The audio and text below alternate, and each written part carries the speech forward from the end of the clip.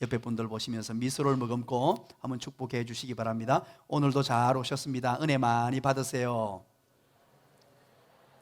한번 내주시기 바랍니다. 감고 미사축합니다. 고맙습니다. 감사합니다. 오늘도 2부 예배 나오신 모든 분들에게 하나님의 은혜와 복이, 하나님의 평강이 충만하게 임하게 되시길 주님의 이름으로 간절히 축원합니다. 축복합니다. 피터 와그너 박사라는 분이 계십니다. 미국 풀러 신학교의 아주 유명한 그런 교수님이십니다. 그분이 한국에 왔을 때 우리에게 매우 부담스러운 말 한마디를 남겼습니다. 외부인의 관점에서, 그것도 외국인의 관점에서 제3자적 입장에서 본 것이기 때문에 좀 더 객관성이 있는 이야기이리라 생각됩니다. 한국 교회를 향한 이야기였습니다. 한국 교회가 그처럼 큰 은혜를 누리고 부흥하고 성장하다가 성장세가 멈춰버리고 온 사방에 불교와 무속신앙이 판을 치게 된 원인이 어디 있느냐, 한국 교회가 지금 이렇게 어려움을 만나게 된 원인이 어디 있느냐, 이 피터 와그너 박사는 이렇게 답을 제시했습니다. 바로 기도의 부재라는 대답을 내어놓았습니다. 상당히 부담이 되는 이야기이기도 하고 또 한편으로 굉장히 안타까운 그런 진단을 내어놓았습니다. 한국 교회가 기도하지 않기 때문에 이런 모든 문제가 발생하게 되고, 이제 무속신앙이 판을 치고 이상한 문화와 사상들이 판을 치고 한국 교회가 버려진 소금처럼 짓밟히게 되고, 이런 지금 코로나19 사태를 여러분 보시기 바랍니다. 교회가 교회됨을 상실해 버렸고 짓밟히는 그런 지경에까지 이르게 되었죠. 여러분 한번 생각해 보시기 바랍니다. 한국 교회 최전성기를 걷던 시절에, 부흥하던 시절에, 소위 말하면 엄청난 성장이 이루어지는 시절에 산골짜기마다 기도하는 소리가 온 산골마다 메워져 있었고, 교회마다 기도의 불길이 왕성하게 타올랐습니다. 전통적인 무속이나 불교는 완전히 기독교에 압도되어서 맥을 추지를 못했습니다. 교회 문화가, 기독교 문화가, 기독교 세계관이 온 나라를 뒤덮을 정도로 예수 믿는 것이 자랑스러운 시절이 있었습니다. 예수 믿는다는 것은 착함의 상징이요, 예수 믿는다는 것은 참으로 어깨가 푹 올라갈 정도로 굉장히 그렇게 인정받는 시대가 있었습니다. 그러나 지금은 영적인 무기력 상태에 빠지게 되었고, 한국교회가 정말로 손가락질 받는 그런 처참한 지경에 내려갔으며, 부흥은 상실해 버렸고, 한동안은 정책이라 그랬는데 이제는 마이너스 성장을 이루게 되는 기가 막힌 현상들이 일어나고 있습니다. 그런데 이 모든 원인을 미국의 풀러 신학교의 피터 와그너 박사님께서는 한국교회의 기도의 부재 때문이다, 참으로 명심해야 될 이야기이라고 저는 개인적으로 생각합니다. 기도하는 사람들이 줄어들어 버렸습니다. 또 기도를 할지라도 기도의 시간이 엄청나게 줄어들어 버렸습니다. 오늘 이 시대에 우리는 기도하는 사람을 하나님이 찾고 계세요. 코로나19라는 이런 엄청난 사태를 우리에게 주시고 여러 가지 역경과 고난을 베푸시는데, 우리에게 허락하시는데 우리가 어떻게 대처하고 어떻게 이 문제를 극복해야 할 것인가? 성경의 해답은 기도입니다. 그래서 오늘 저와 여러분은 기도의 사람 느헤미야를 주목해 봐야 합니다. 기도의 사람 느헤미야, 기도를 통하여 하나님의 역사와 기적을 경험했던 느헤미야. 어느 날 느헤미야에게 고향 땅으로부터 소식이 들려왔습니다. 고향 땅 예루살렘 성벽이 무너졌습니다. 성문이 불탔습니다. 고향 땅에 있는 예루살렘의 백성들은 너무나 고통스러워하고 힘겨운 여정을 보냅니다. 절망에 빠져 있었습니다. 모두가 힘겨운 여정을 보내고 있다는 그 소식을 들었습니다. 그리고는 느헤미야는 분연히 일어나서 52일 만에 성벽 재건을 일구어 내었고, 그것뿐만 아니라 하나님의 기적과 역사를 경험하는 위대한 하나님의 사람으로 우뚝 세워지는, 하나님께서 우리에게 모델로, 이 시대에 살아갈 모델로 우리에게 제시하는 사람 느헤미야. 그는 기도하는 사람이었습니다. 고국 땅에서 슬픔 소식이 들려왔습니다. 아픈 소식이 들려왔습니다. 그는 아파했습니다. 눈물을 흘렸어요. 너무나 안타까웠습니다. 너무나 힘든 여정을 보냅니다. 그러나 그 안타까움과 아픔에서 멈추는 것이 아니고 느헤미야는 그 아픔을 기도로 연결시켰습니다. 왜? 무엇 때문에 그렇게 했을까요? 느헤미야는 위대한 삶의 비밀을 알고 있었기 때문입니다. 기도의 힘을 알고 있었다는 말입니다. 기도의 능력을 알고 있었다는 말입니다. 교회의 역사를 움직여온 사람들을 여러분 지금 한번 떠올려 보시기 바랍니다. 위대한 부흥사였던 무디를 여러분 떠올려 보시기 바랍니다. 도탄의 위기에 빠져있던 영국을 구해냈던 웨슬레를 여러분 만나보시기 바랍니다. 스펄천을 여러분 만나보시기 바랍니다. 종교개혁자로 우리가 모두 잘 알고 있는 마틴 루터와 존 칼빈을 여러분 기억해 보시기 바랍니다. 그들 모두는 위대한 사람들이었습니다. 그들은 모두가 한결같이 기도하는 사람들이었습니다. 초대교회사를 여러분 보시기 바랍니다. 초대교회사를 이끌어 왔던 순교자로서의 삶을 살았던 베드로를 여러분 기억해 보시기 바랍니다. 바울을 기억해 보시기 바랍니다. 초대교회의 온갖 박해를 받음에도 불구하고 예수를 선택하고 예수 믿는다는 이유 때문에 몸에 껍질이 벗겨져서 죽고 인간 횃불이 되어 불에 타 죽었던 순교자들의 그들의 삶을 보십시오. 그들 또한 한결같이 기도하는 사람이었습니다. 역사를 움직였던 모든 하나님의 사람들을 만나보십시오. 그들은 그들의 역동성이 어디에서 나왔느냐, 그들의 힘, 그들의 능력이 어디에서 나왔느냐, 기도에서 나왔다는 사실을 믿으시기를 간절히 축원합니다. 역사를 뒤바꾸었던 위대한 사람들을 여러분 기억해 보시기 바랍니다. 위대한 일들을 만들어내었던 그들은 모두가 하나같이 한결같이 단 한 사람도 예외 없이 하나님 앞에 기도했다는 것입니다. 그들은 대답합니다. 이 모든 것이 기도 때문에 가능했다라고 대답을 합니다. 오늘 이 시간 하나님 앞에 예배하러 나왔습니다. 이 나라 이 민족을 생각하면서, 이 나라 이 민족을 생각하면서 아픈 마음, 아픈 가슴을 가지고 계십니까? 그렇다면 살아계신 하나님께 기도해야 합니다. 여러분 가정을 생각하십시오. 가정을 생각해 보니까 어떻습니까? 내 남편, 내 아내, 자식을 보면서 안타까운 마음이 있습니까? 애타는 마음이 있습니까? 때로는 긍휼히 여기는 마음이 있습니까? 그렇다면 엎드려서 하나님 앞에 기도해야 합니다. 어떤 문제가 여러분 앞에 다가왔습니까? 큰 산과 같은 문제가 있습니까? 바다와 같은 문제가 가로막혀 있습니까? 여러분의 인생에 험난한 것들이 가로막혀 있습니까? 경제적인 문제, 사업상의 문제, 자녀의 문제, 인간관계의 문제가 가로막혀 있습니까? 그 문제를 가지고 하나님 앞에 나와서 기도해야 되는 줄 믿으시기를 간절히 축원합니다. 간절히 축원합니다. 복음의 동력자들을 여러분 바라보면서, 선교지를 바라보면서, 전도의 문이 막힌 이 사회를 바라보면서 여러분 안타까운 마음이 있습니까? 소외되고 가난한 이웃들을 바라보면서 눈물이 납니까? 그렇다면 기도해야 합니다. 느헤미야는 아픈 마음, 아픈 가슴, 안타까운 마음을 가지고 하나님 앞에 기도했습니다. 어떻게 기도했습니까? 금식하며 기도했습니다. 이 금식기도라는 말은 밥을 굶는다는 뜻이 아닙니다. 금식기도라는 의미는 전심으로 기도했다는 뜻입니다. 오직 하나님만 의지하고 하나님만 바라보았다는 것입니다. 사안의 심각함을 알고 느헤미야는 기도의 자리로 나왔습니다. 그때 여러분 어떻게 되었습니까? 하나님께 간절히 기도했을 때에 52일 만에 성벽 재건이라는 어마어마한 기적을 일구어내고 온 백성이 하나가 되었으며 하나님의 역사와 기적을 경험할 수 있는 위대한 하나님의 사람이 되었습니다. 느헤미야의 기도는 하나님의 보좌를 움직였던 기도였습니다. 역사를 바꾸는 위대한 일을 가능하게 한 기도였습니다. 오늘 그래서 우리는 이 느헤미야를 살펴보려고 합니다. 느헤미야의 기도는 오늘날 저와 여러분에게 기도의 모범을 제시합니다. 우리 예수님의 기도가 주의 기도, 주기도문이라 그러죠. 주기도문과 더불어 신약 성경의 주기도문과 더불어 구약 성경의 느헤미야의 기도는 기도의 하나의 모범이 되는 정말 중요한 기도입니다. 기도 응답을 이루고 하나님이 기뻐하심직한 기도를 만들어내기 위해서 오늘 이 본문 느헤미야서 1장 5절부터 11절까지는 너무너무 중요합니다. 그래서 오늘 오신 분들은요 정말로 놀라운 경험을 하게 될 겁니다. 옆에 사람에게 얘기해 주시기 바랍니다. 오늘 당신 수지 맞았습니다. 자, 그렇다면 이제 한번 알아볼게요. 역사와 기적을 경험했고 하늘 문을 여는 기도, 하늘의 보좌를 움직였던 기도는 어떤 기도였던가? 5절입니다. 5절에서 그 첫 번째 비결을 느헤미야의 기도가 어떤 기도였는가 하는 것을 발견하게 됩니다. 우리 5절 다 같이 한번 읽어볼까요? 시작.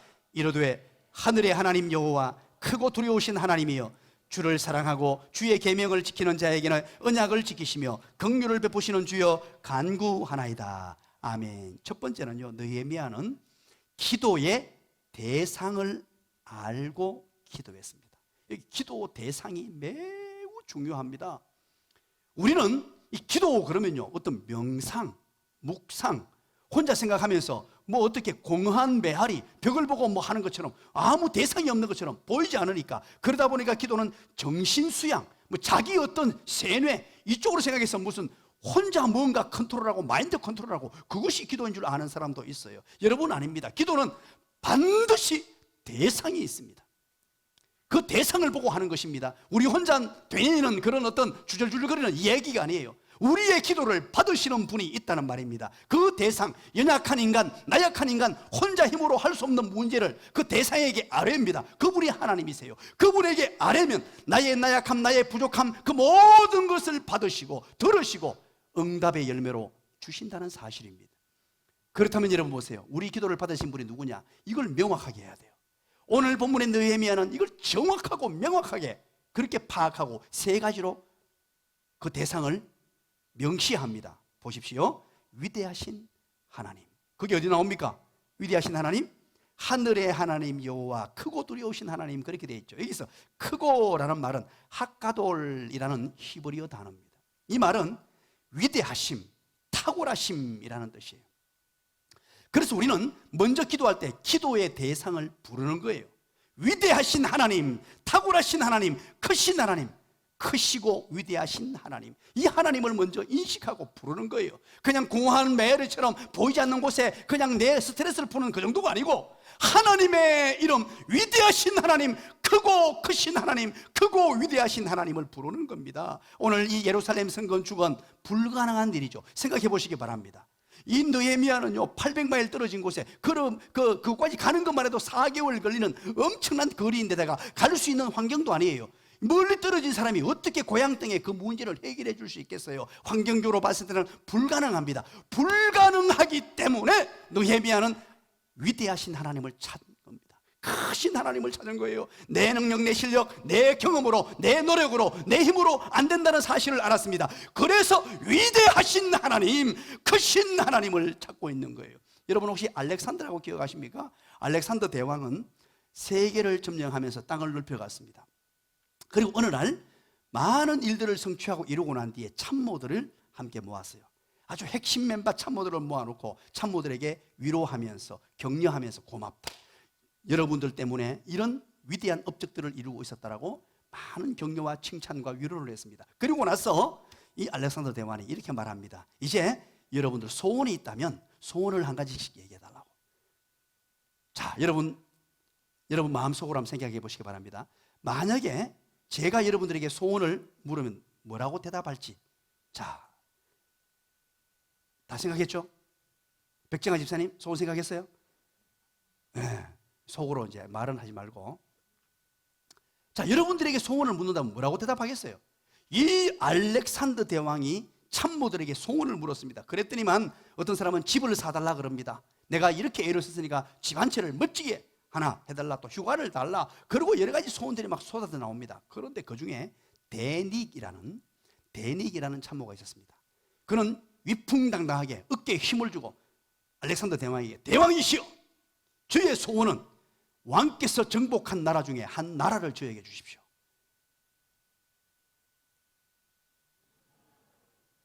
혹시 그런 소원을 품은 사람이 있습니까? 손 들어보시기 바랍니다. 제가 얘기했을 때 기껏 해봐야 목사님 식사 함께 해주세요, 그 정도 생각하셨죠? 이야, 이 얘기를 듣고 알렉산더 대왕의 대답이 뭔 줄 아십니까? 그 대답을 하는 순간에 참모들이 조용해져 버렸어요. 과연 이 대왕이 어떻게 대답할 것인가? 그때 하는 말이 활짝 웃으면서, 그래, 내가 최고의 나라 하나를 선사하겠다, 그렇게 얘기합니다. 왜? 이유가 뭔 줄 아십니까? 바로 나를 그 정도 큰 사람으로 인정해 주었기 때문에 내가 나라를 주겠다. 여러분, 한 나라의 대왕일지라도 그 말하는 대상, 내가 요구하는 소원을 아뢰는 대상이 누구냐를 인식하는 것은요 굉장히 중요합니다. 그 인식 대상을 그냥 보잘것없는 삶으로 아무것도 아닌 쪽으로 하면은요 기껏 해봐야 식사 함께 해주세요, 저를 보고 목사님 윙크 한번 해주세요, 뭐 그 정도 하고 마치잖아요. 윌리엄 켈이라고 여러분 기억하시죠? 세계 선교의 장을 열었던 위대한 사람입니다. 대단한 사람이에요.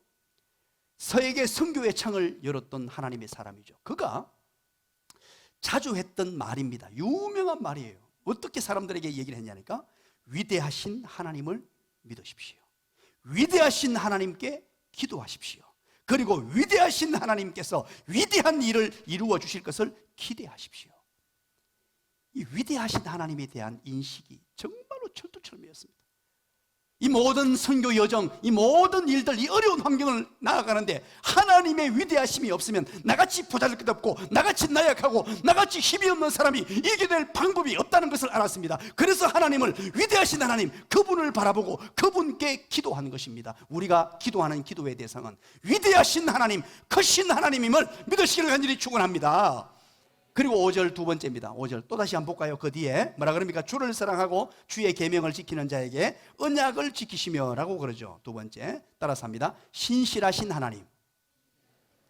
첫 번째는 크고 위대하신 하나님이라면 두 번째는 신실하신 하나님입니다. 왜냐하면 하나님은 언약을 반드시 지키시는 신실하신 분이에요. 우리에게 약속하신 바는 단 한 번도 어긴 적이 없고 그 약속의 말씀을 붙들고 기도하는 자는 반드시 그 약속에 따라 기도 응답을 주셨어요. 그 신실하신 하나님, 이 약속의 말씀을 반드시 지키시는 하나님이시기 때문에 바로 신실하신 하나님입니다. 두 번째. 세 번째는요, 5절을 보십시오. 그 부분에 긍휼을 베푸시는 주여라고 그러죠. 긍휼을 베푸시는 주여. 따라서 합니다. 세 번째, 자비로우신 하나님. 하나님, 우리의 기도의 대상이 누구신가? 첫 번째는 뭐라고요? 첫 번째 시작. 위대하신 하나님. 두 번째는 신실하신 하나님. 세 번째는 자비로우신 하나님. 자비로우신 하나님이 뭡니까? 긍휼을 베푸신다는 말이 뭡니까? 불쌍히 여긴다는 말이죠. 불쌍히 긍휼히 사랑한다는 말이죠. 하나님께서는요, 그 크시고 위대하신 하나님께서 이 조그맣고 보잘것없는 나 같은 못난 인간, 나 같은 나약한 인간을 긍휼히 여기시고 사랑하시고 관심을 가지고 지켜보신단 말이에요. 관심을 가지고 내 아들 내 딸이 어떻게 지내고 있는가, 어떠냐 보고 계신다는 거예요. 사랑하는 변화형 하면서 요즘 힘드냐, 아들내미 사춘기라서 고생 많지. 하나님께서 하나하나 그 위대하신 하나님, 그 엄청난 능력을 행하시는 그 하나님, 그 하나님이 자비를 가지고 긍휼히 계시면서 들어주신다는 거예요. 얼마나 대단합니까? 들어주시지 않으면 어떻게 합니까? 그런데 하나님은 자비가 가득해서 긍휼을 베푸신다. 우리는 이 세 가지, 우리의 기도를 받으시는 하나님, 우리의 기도의 대상, 이 세 가지를 반드시 기억하십시오. 기도할 때마다 여러분 기억하시기 바랍니다. 크고 위대하신 하나님, 크고 위대하신 하나님, 약속을 반드시 지키시는 신실하신 하나님, 그뿐만 아니라 나를 너무나 사랑하셔서 나를 보고 긍휼히 여기시고 불쌍히 여겨주시는 자비로우신 하나님, 이 세 가지 바로 우리가 기도하는 기도의 대상, 그분 하나님이란 사실이에요. 이분께 기도한다는 사실을 알고 이 하나님의 이름을 부르는 거예요. 그래서 우리는 기도할 때마다 하나님의 이름을 부르고 기도하는 것입니다. 두 번째입니다. 6절 7절이죠 6절 7절 우리 한번 읽어볼까요? 다 같이 읽습니다. 시작.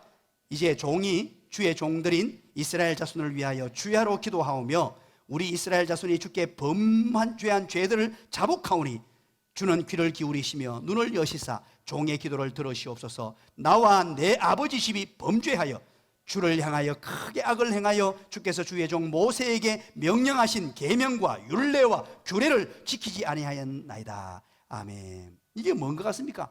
회개하는 거예요. 회개. 두 번째는요, 느헤미야는 자기의 죄를 자백했습니다.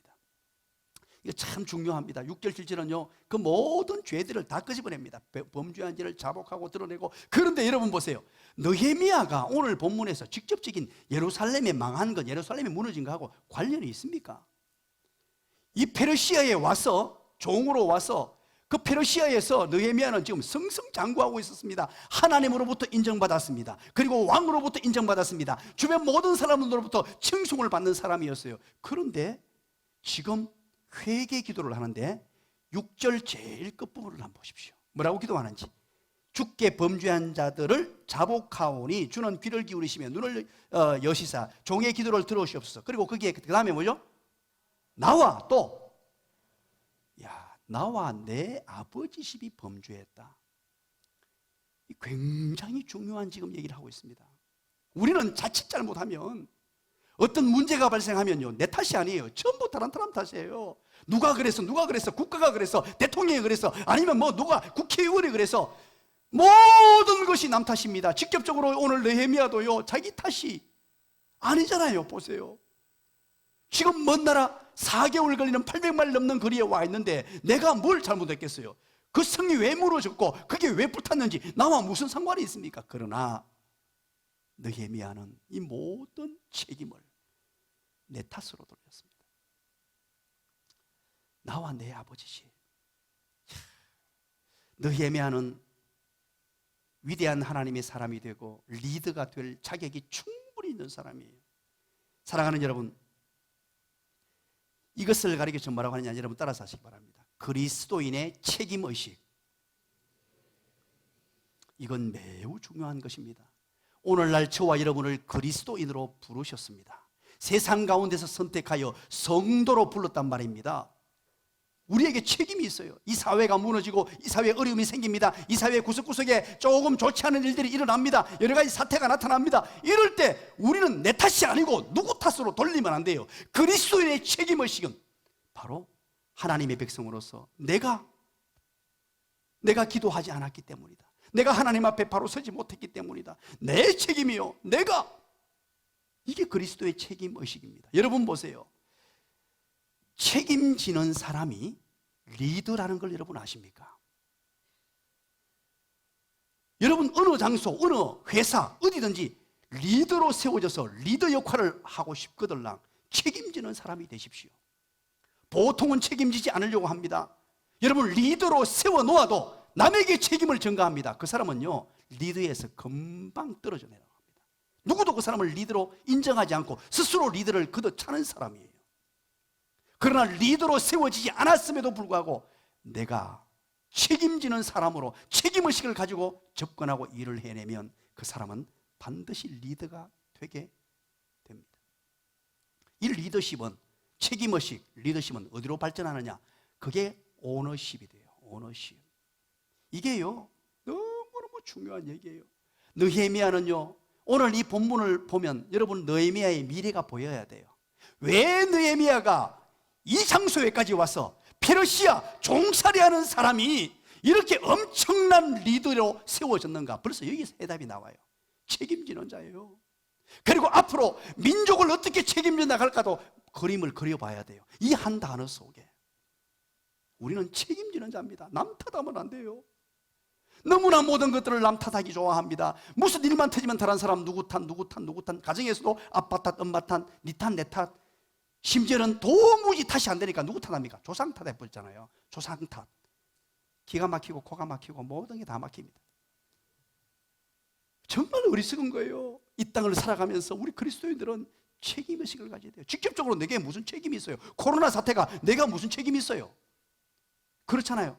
그러나 여러분 곰곰이 생각해 보십시오. 하나님께서 하나님의 택한 백성들에게 지금 하시고 싶은 말씀이 계세요. 우리 교회에 주어진 지금 이 상황 가운데 책임져야 될 부분이 있다는 거예요. 내가 하나님이 세워주신 목사로서 책임져야 될 부분이 있다는 거예요. 그게 뭐냐? 여러분, 세상의 리더로 세워지는 방법입니다. 이 세상을 책임지는 사람 리더, 이 세상을 선도해 나가고 이 세상을 하나님의 나라로, 이 세상을 아름다운 나라로, 이 세상을 하나님께서 통치하는 나라로 만들어가는 비결이 어디 있느냐? 남 탓이 아니고 내 탓으로 알고 내가 이 문제를 붙들고 기도하며 아파하고 슬퍼하며 약자들을 도와주고 연약한 자들을 책임져주고 이 나라의 수많은 문제거리들을 내 탓으로 알고 그들을 향해서 사랑을 베푸는 것, 바로 느헤미야는 그 자세를 가지고 있습니다. 나와 내 아버지 집 하고는 하나님 앞에 간절히 기도합니다. 여러분 따라서 하시기 바랍니다. 내가 변하면 모든 것이 변한다. 내가 변해야 돼요. 다른 사람 변하려고 해보십시오. 다른 사람 바꾸려고 해보십시오. 바뀌든가. 여러분 결혼해가지고요, 남편은 아내를, 아내는 남편. 옛날에 우리 소시지가 모르던 시절은요, 결혼할 때 있겠습니다. 주변의 선배들이 초장이 잡아라. 덩신 같은 사람들 같으니 그런 게 어디 있어요? 예수 믿는 사람이. 더 성경적인 것은 초장에 잡혀주는 거예요. 초장에 내가 먼저 변하는 거예요. 내가 변하면 상대방은 자연히 변하는데 내가 상대방을 바꾸려고 하니까 알력이 생기고 다툼이 일어나고 서로 분쟁이 일어나고 기가 막힌 일들이 발생하는 거예요. 우리 청년들 시집장가 가잖아, 그죠? 은찬이 사귀는 사람 있어요? 그래요. 그러면 여러분 형제도 자매도 내가 변해야 돼요. 내가. 상대방 바꾸려고 하지 마세요. 교회도 마찬가지입니다. 교회도. 자, 그렇다면 여러분, 왜 회개 기도가 필요할까요? 나 자신이 벌써 느헤미야는 자기가, 그리고 이 민족이 자기를 포함해서 회개 기도를 하거든요. 왜 그럴까요? 바로 하나님과 나 사이가 막혀 있는데, 무엇으로 막혀 있느냐? 죄가 막혀 있어요. 이 통로가 뻥 뚫혀야 되는데, 하나님과 교통하는 통로가 뻥 뚫혀서 하나님께 기도하면 기도가 곧바로 올라가서 바로 응답으로 쫙쫙 내려와야 되는데, 이게 전부 막혀 있으니까 하수구가 다 막혀 있어요. 이걸 뚫어내야 돼요. 그게 회개입니다. 나의 죄를 하나님 앞에 다 용서하는 거예요. 하나님, 내가 이런 것 때문에 하나님 앞에 죄송합니다 하고 이걸 걷어내버리고 막혀진 통로를 뚫어야 기도 응답의 열매들이 맺히는 줄 믿으시기를 간절히 축원합니다. 이사야 59장을 여러분 보십시오. 이사야 59장 1절 2절입니다. 뭐라 그럽니까? 여호와의 손이 짧아 구원하지 못하심도 아니요 귀가 둔하여 듣지 못하심도 아니라 오직 너희 죄악이 너희와 너희 하나님 사이를 갈라놓았고 너희 죄가 그의 얼굴을 가리어서 너희에게서 듣지 않으시게 함이니라. 참 기가 막히죠. 하나님께서 왜 우리를 구원해 주지 않으시느냐? 왜 기도 응답의 열매들, 여러분들이 그렇게 간구하는 것들 다 하나님께서 그걸 구해 주시고 응답해 주시고 안 하느냐? 다름이 아닙니다. 여호와의 손이 짧아가지고, 여호와의 능력이 부족해서 그런 게 아니란 말이에요. 여호와의 권능이 부족해서 그런 게 아니라, 여호와께서 귀가 둔해가지고 듣지 못하고 있는 것도 아니라는 거예요. 왜? 그 이유는 뭐냐? 2절에 오직이라고 하면, 오직 너희 죄악이 너희와 너희 하나님 사이를 갈라놓았어. 하나님과 우리 사이에 막힘이 되었단 말이에요. 하나님은 지금 들어주시고 싶습니다. 권능의 오른팔로, 능력의 오른팔로 기도 응답의 열매들을 주시고 하나님께서 복 주시고 싶어요. 그러나 그 가운데 복을 줘봤자 내려올 통로가 막혀 있으니 줄 수가 없는 거예요. 그래서 우리는 죄를 자복하는 기도를 해야 됩니다. 요한일서 1장 9절을 여러분 기억하십니까? 만일 우리가 죄를 자백하면 그는 미쁘시고 의로우사 우리 죄를 사하시며 우리를 모든 불의에서 깨끗하게 하실 것이요 라고 말합니다. 그렇습니다. 우리는 죄를 자백해야 합니다. 기도할 때 여러분 기억하십시오. 요즘 매일 새벽마다 간절히 부르짖어 기도하는데 목이 터지라고 우리가 기도하지 않습니까? 기도할 때 여러분 죄가 무엇인가 생각하십시오. 내 앞에 주어진 죄가, 하나님과 나를 가로막고 있는 죄가 무엇인가 생각하십시오. 그리고 죄를 추적하십시오. 그리고 죄를 자백하십시오. 그리고 그 죄를 버리십시오. 그러면 하나님의 얼굴이 보일 겁니다. 그러면 하나님의 능력이 보일 것입니다. 그러면 하나님이 내게 찾아오셔서 하나님의 임재를 경험하실 거예요. 하나님의 놀라운 은혜와 복이 그 순간 내게 덮어주실 거예요. 그래서 우리는 먼저 하나님 앞에 내 죄를 낱낱이 아내는 것입니다. 막혀있던 것들이 뚫어져야 돼요.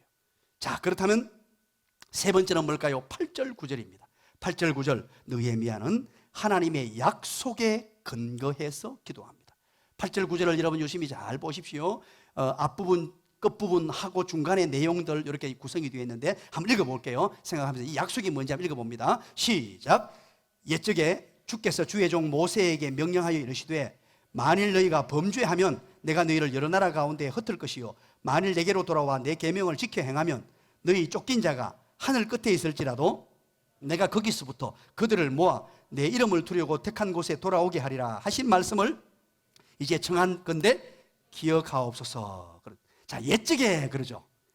8절에 그러죠. 옛적에 언제? 모세 시대에, 옛날 모세 시대에 하나님께서 모세에게 명령하여 했던 말씀, 지금 그걸 가지고 오는 거예요. 이 말씀이 뭐냐?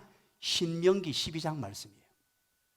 그래서 그 옛날에 있는 말씀을 딱 가지고 와가지고 모세에게 하나님께서 이렇게 말씀하시지 않았습니까? 하고 9절 제일 끝에 하리라 하신 말씀을, 가운데는 모세가 했던 말입니다. 그대로 가서 하라고 하신 말씀을 이제 청하건대 어떻게 하라고요?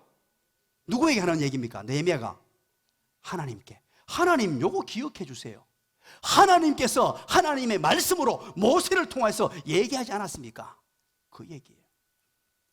하나님께서 정말로 응답하실 수밖에 없는 기도가 뭐냐? 약속에 근거한 기도입니다. 즉 하나님의 말씀에 근거한 기도입니다. 말씀을 끄집어내서 하나님의 말씀 이렇게 하셨사오니 제가 이 말씀대로 그대로 기도합니다. 이 말씀이 이렇게 돼 있어서 이 말씀 이대로 성취하여 주시고 이루어 주시옵소서. 말씀으로 기도하는 거예요. 그러기 위해서는 여러분 말씀을 늘 즐겨 읽고 묵상하고 말씀 들을 때 이러면 잘 들으셔야 돼요. 오늘 주신 말씀을 통하여 내게 주시는 말씀이 무엇인가 이거 딱 붙들고 하나님 앞에 기도하는 거예요. 새벽 기도 때마다 들려주시는 말씀이 있죠. 그 말씀 딱 들어잡고는 하나님 오늘 내게 말씀해 주셨사오니 이 말씀대로 이루어 주시옵소서. 그러면 하나님은요, 이런 표현을 제가 상당히 죄송합니다만 하나님이요, 주시기 싫어도, 주시기 싫은 분은 아닙니다. 예를 들어 주시기 싫다는 말은 그만큼 그러셔도 하나님은 주실 수밖에 없어요. 하나님의 속성상. 자, 그렇다면 하나님의 약속의 말씀을 붙들고 기도했던 한 사람을 한번 떠올려 볼까요? 기도의 용장이었던 엘리야입니다. 엘리야를 여러분 기억하십니까? 그때 당시 엘리야가 선지자로 있을 때 왕이, 북이스라엘 왕이 아합이라는 아주 악독한 왕이었어요. 그래서 3년 6개월 동안 비가 멈춰버렸어요. 비가 오지 않으니까 여러분 상상을 해보십시오. 생각을 해보십시오. 이거 먹을 물조차 없고요, 온 나라가 바싹바싹 가뭄으로 타들어가는 상황입니다. 이거 정말로 절박한 상황이었어요. 그런데 엘리야가 누구를 찾아가느냐? 아합을 찾아갑니다. 아합을 찾아가서 위풍당당하게 어깨를 활짝 펴고 왕이여 하고 하는 말이 뭡니까? 비 옵니다. 지금 바싹바싹 말라가지고 비 올 김이 구름 한 점 없는데 왕 앞에 가서 걱정하지 마세요, 지금 비 옵니다, 선언을 합니다. 야, 이 무슨 용기로, 무슨 힘으로 3년 6개월간 가물었고 지금도 햇빛이 짱짱 내리치는 그런 날씨인데, 이 말은 어디에서 나왔느냐? 오늘 집에 가셔서 열왕기상 18장을 읽어보십시오. 18장 41절부터 지금 방금 제가 말씀드렸던 내용이고요, 이렇게 힘있게 전했던 이유가 18장, 열왕기상 18장 1절에 딱 가보면 이유를 알게 돼요. 왜 그렇게 자신있게 힘있게 외쳤는지 그 이유를 알게 됩니다. 18장 1절을 제가 한번 읽어드릴게요. 한번 보십시오. 많은 날을 지내고 제3년에 여호와의 말씀이 엘리야에게 임하여 가라사대 너는 가서 아합에게 보이라. 내가 비를 지면에 내리리라. 이 말씀을 드렸어요. 여호와의 말씀이 엘리야에게 임했는데 그 말씀이 뭐냐? 내가 비를 내릴게. 환경은 변화된 게 없어요. 그런데 엘리야는 그 말씀을 붙들었습니다. 그리고는 누구를 찾아갔느냐? 곧바로 찾아간 게 왕이었어요. 그것도 왕이 선한 왕이 아니고 착한 왕도 아니었어요. 자칫 잘못하면 야 이놈아 네가 나를 놀리냐 하고 그 자리에서 칼을 내가지고 죽여도 어쩔 수 없는 상황, 왕을 농락하는 행위로 죽을 수 있는 상황이었습니다. 그럼에도 불구하고 자신만만하게 위풍당당하게 왕 앞에 담대하게 나가서 왕이여 염려하지 마세요, 걱정하지 마세요, 이제 비가 옵니다, 지금 보세요. 그런데 그러고 비가 왔습니까? 비 안 왔습니다. 그리고 나서 이렇게 선포하고 선언하고 약속의 말씀을 선포하고 난 뒤에, 그리고 난 뒤에 어떤 행동을 합니까? 18장, 열왕기상 18장 42절입니다. 42절에 보면요, 이렇게 선포해놓고 선언해놓고 약속의 말씀을 붙들고 드디어 엘리야가 기도합니다. 약속의 말씀을 근거하여 기도합니다. 그런데 기도가 정말 재미있는 기도가 거기 나와요. 머리를 어디로 넣었다고요? 다리 사이에 집어넣습니다. 오늘 일부 예배 때 제가 숙제를 하나 내드렸습니다. 집에 가서 한번 넣어보시라고. 그래서 쑥 들어가든가 아니면 잘 안 들어가든가 느낌이 어떻든가 여러분도 한번 해보십시오. 잊지 말고 남편은 아내를, 아내는 남편을 지켜보십시오. 한번 해보십시오. 저는 이거요 강단에서 수도 없이 해봤습니다. 지금 또 지난주간도 이 말씀 묵상하다가 한번 해봤어요. 하다가 죽는 줄 알았습니다. 안 들어가요. 제 몸이 이렇게 날렵하잖아요. 자, 이건 뭐냐? 제가 기도하면서 이건 제 스스로 터득하고 이 말씀을 깨달았어요. 왜 엘리야가 머리를 다리 사이로 집어넣고 기도했다고 하느냐? 이 도대체 의미가 뭐냐? 이걸 제가 신용하고 따라해 봤을 때는요, 도무지 이해가 안 됐어요. 안 다가더라고요. 안 다가. 그런데 제가 기도하면서 너무 애타고 안타까운 마음으로 무릎을 탁 주여라고 기도할 때 막 기도하면서요, 이게 목소리가 안 나오고 막 타들어가는 마음에, 그러니까 어떻게 되느냐니까 자연스럽게 쫙 하고 하니까 쑥 다리 사이로 머리가 들어가더라고요. 이게 막 창자가 꼬이듯이 말려 들어가더라고요. 소리가 안 나오니까 막 쫙 하고 막 애타니까 이게 뭐냐? 혼신의 힘을 다해서 기도하는 거예요. 혼신의 힘을 다해서, 있는 힘을 다해서, 진짜 우리 속된 말로 젖먹던 힘까지 다 끄집어내서 기도하는 자세가 바로 머리를 다리 사이로 넣었다라는 표현이에요. 엘리야는 비가 오지 않기 때문에 하나님 말씀 붙들고 그렇게 선포했단 말이에요. 그리고 자연스럽게 기도했죠. 그리고 어떻게 됐습니까? 약속의 말씀을 의지하여 기도했더니만 비가 내리는데요. 이야, 어느 날 이제 하인에게 보냅니다. 쫙 올라가 봐라. 구름 있는가? 그러니까 하인이 갔다 오더니만 구름 없습니다. 구름 한 점 없습니다. 몇 번 갔다 오더니만 뭐라 그럽니까? 손바닥만한 구름이 저기 보이는데요. 그러니까 할렐루야, 할렐루야, 놀렐루야 하고는 이제 비가 온다. 준비해라. 억수 같은 비가 쏟아지게 되었습니다. 사랑하는 여러분, 우리는 기도할 때 정말 중요한 원칙이 있습니다. 주절주절 많은 말을 안 해도 되죠. 그러나 우리가 잘못된 말들은 전부 성령께서 다 교정을 해서 올려보내지만 중요한 것은 약속의 말씀을 근거하여 기도하면요, 기가 막힌 하나님의 응답의 열매가 맺힙니다. 그게 바로 성경에서 말하는 기도의 중요한 원칙입니다. 마지막 네 번째입니다. 네 번째 11절입니다. 여러분 따라서 합니다. 느헤미야는 자기가 한 기도대로 책임을 졌다. 또 책임이란 단어를 제가 사용했습니다. 참 책임이 중요합니다. 기도한 사람들은, 우리 예수 믿는 사람들은 책임을 잘 지는 사람이 되어야 합니다. 기도한 내용대로 책임을 져야 합니다. 느헤미야는요, 열심히 기도했습니다. 나라와 민족을 위해 기도했습니다. 예루살렘 성벽 재건을 위해 기도했습니다. 예루살렘 백성들의 그 고난과 고통을 위해서 기도했습니다. 열심히 기도했습니다. 이제 기도하고 난 이후에 나는 열심히 기도했다. 4개월 동안 이렇게 열심히 기도했으니까 이제 끝 하고 종료시키지 않았습니다. 그리스도인은, 기도한 사람은 기도한 내용을 책임을 져야 돼요. 기도한 대로 살아야 된단 말입니다. 우리가 이 빌립보서를 하면서 요즘 계속 하는 얘기겠죠. 성도다움, 예수 믿는 자답게 사는 것, 이게 성경의 원리예요. 너무너무 중요하다 그랬죠. 우리는 지금까지 신앙생활하면서 공한 메아리로 수없이 기도를 했습니다만 기도하고는 끝을 내버렸어요. 그 이후, 그 이후 어떤 일이 일어났는지, 어떤 역사가 나타났는지 몰라요. 그래서 기도한 대로 내가 사는 것입니다. 느헤미야는 어떻게 했습니까? 기도 후에 왕에게 도움을 요청하러 드디어 찾아갑니다. 먼저 왕에게 찾아간 것이 아니고 기도 후에 왕에게 찾아갑니다. 자칫 잘못하면 이게 청탁이 될 수 있고, 자칫 잘못하면 이게 왕에게 가서 자기의 치부를 드러낼 수 있는 상황이었기 때문에 자기 지위가 박탈되고 여러 가지 어려움을 만날 수 있는 상황이었습니다. 그럼에도 불구하고 어떤 대가를 지불하고서라도 내가 이 대가를 감당하겠다는 심정으로 기도한 대로 왕에게 자기가 찾아갑니다. 기도한 사람은 그 기도가 성취되는 것을 보기 위해서, 내가 기도해 놓은 것이 이루어지는 것을 보기 위해서 어떠한 대가를 치르더라도 행동하는 사람이어야 합니다. 그리고 여러분, 심지어 어디까지 행동했겠습니까? 왕에게 찾아갔죠. 그거로 끝낸 게 아니었어요. 궁극적으로 예루살렘 성벽 재건이었고 예루살렘 성에 사는 내 민족의 회복이었습니다. 아픔과 슬픔과 눈물에 잠겨있는 저들을 회복하는 것이었어요. 그래서 그는, 느헤미야는 예루살렘으로 달려갑니다. 달려가요.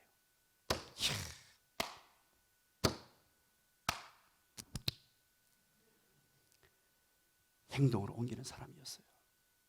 그래서 왕에게 어떤 직책을 허락받습니까? 총독 자리를 얻어갑니다. 총독 자리를 얻어가면서 이제 앞으로 다음 시간부터 보세요. 여기에 장애물들, 어려움들, 환난들이 막 찾아옵니다. 기도하고 달려가는데도요, 수많은 문제들이 어떻게 극복되어 가는가, 그래서 하나님의 나라가 어떻게 견고하게 세워져 가는가, 멋지게 성취되어 가는 모습이 오늘 느헤미야서에 기록됩니다. 여러분, 우리는 52일 만에 성벽 재건이라는 놀라운 은혜를 누렸던 느헤미야를 오늘 살폈습니다. 그는 기도의 사람이었어요. 기도를 통하여 일한 사람이었습니다. 기도를 통하여 하나님의 마음을 움직이게 만들었고, 기도를 통하여 하나님의 역사를 모든 사람을 보게 만들었어요. 어쩌면 오늘 이 시대가 정말로 기도가 필요한 시대입니다. 피커 와그너 박사가 얘기했던 기도의 부재, 저는 정말로 공감합니다. 정말로 뼈저들어 공감합니다.